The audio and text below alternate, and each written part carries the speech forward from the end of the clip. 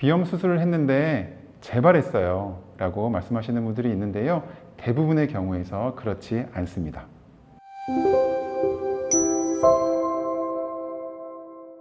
안녕하세요. 삼성드림 이비인후과 종로 홍원장입니다. 오늘은 비중격 교정술, 이럴 때에는 절대 포기하지 마세요 라는 주제로 이야기를 해보려고 합니다. 비중격 교정술에 대해서 많은 오해를 가지고 계셔서 이러한 주제를 정해보았습니다.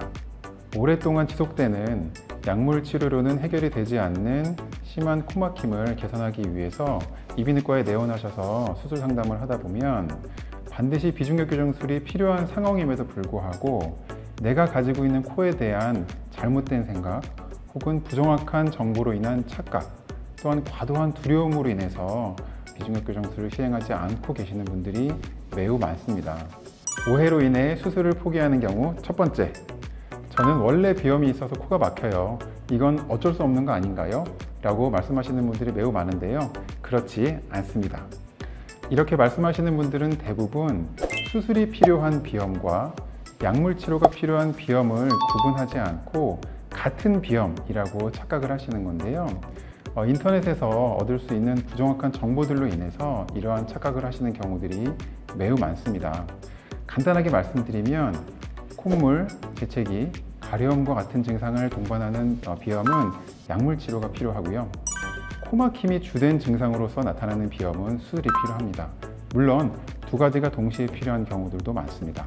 따라서 평소 불편한 증상이 코막힘이 주된 증상인 경우에는 비중격 교정술, 비염 수술, 축농증 수술, 비밸브 교정술과 같은 수술적인 치료를 통해서 코막힘에 대한 근본적인 치료를 해야 합니다.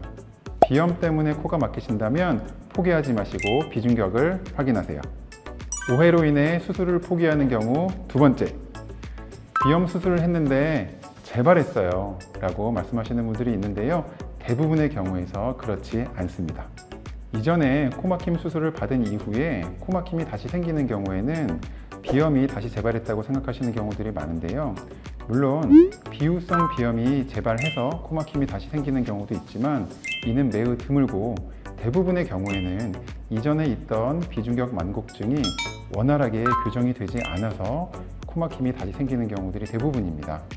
따라서 이전에 비염 수술 후에 코막힘 증상이 다시 발생했다고 한다면 비중격 만곡증이 제대로 교정이 되었는지에 대한 확인을 통해서 필요에 따라서 비중격 교정술에 대한 재수술을 하거나 아니면 비중격 교정술과 더불어서 비밸브 교정술을 함께 시행하는 것이 필요합니다.